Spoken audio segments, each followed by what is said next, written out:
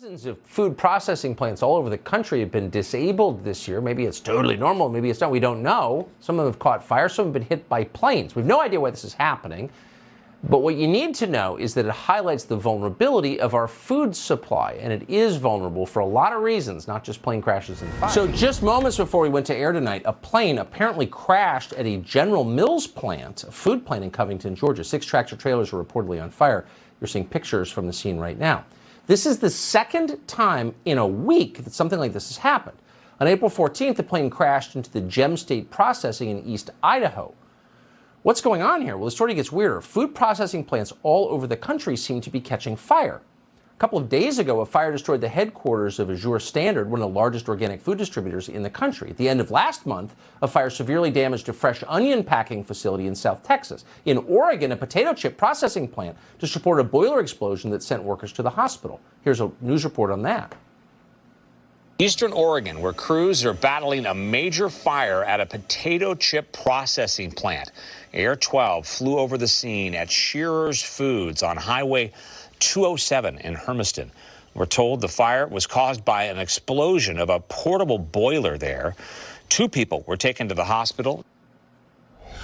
So industrial accidents happen, of course, but this is a lot of industrial accidents at food processing facilities at the same time the president's warning us about food shortages. They're getting hit by planes and catching fire. What is going on here exactly? Jason Rantz hosts a radio show in Seattle and joins us to put it into perspective. Jason, good to see you.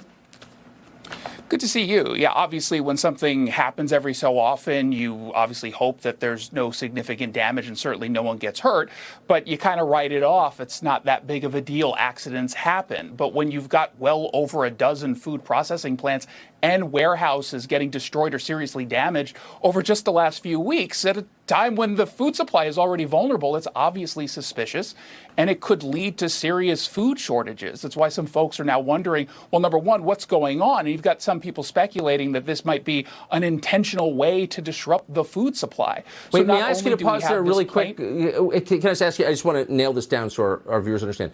There have been confirmed over a dozen disabling accidents at food plants in the last month, over a dozen.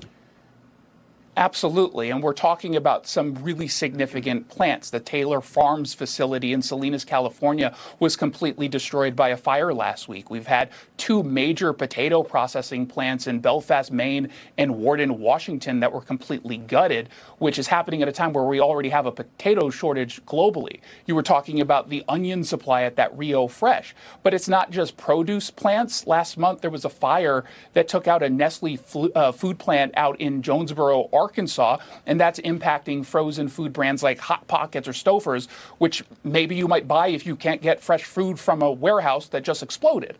And that Shearer's Food facility you just mentioned in the open, I mean, that's the only West Coast facility that they operate.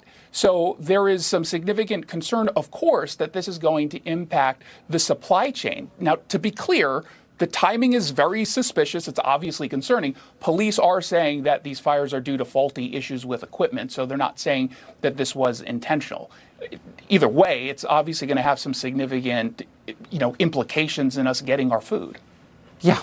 I mean, an hour ago, a plane crashes into a General Mills facility. We'd already planned this segment. I'm sorry. I'm sorry. The onus is on people who think that's a conspiracy theory to explain what is going on. What are the odds of that?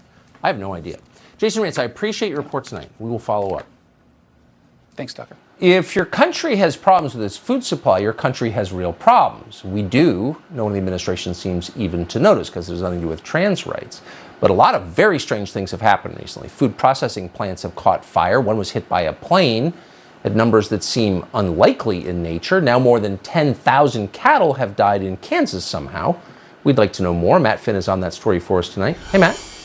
Hi, Tucker. Those thousands of cattle appeared to suddenly and rather mysteriously drop dead in Kansas, and now the triple-digit heat is being blamed. The Kansas Department of Health said as of Tuesday it knew of at least 2,000 cattle reported dead after the high heat and humidity. Temps reached 108 degrees in northwest Kansas on Monday, and the National Weather Service says the sweltering heat could extend into next week. Now, one Kansas farmer, Greg Peterson, says the animal health index is the worst it's been in 10 to 20 years. Peterson says southwestern Kansas heat burst that caused the temperature to spike to 100 degrees at night. That farmer explains that on very hot days, cattle must have those cool nights just to survive.